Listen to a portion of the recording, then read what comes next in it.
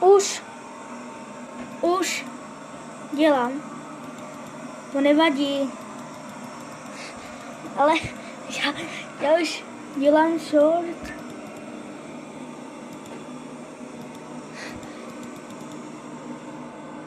Teďka to můžeš napsat do chatu.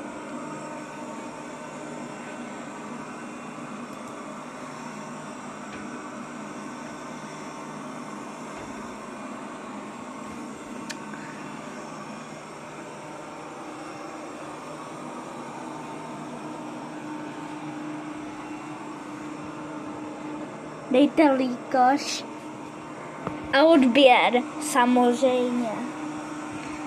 Pokud chcete vědět, kde budeme už dělat nějaké shorty. Nikomu neotvírá.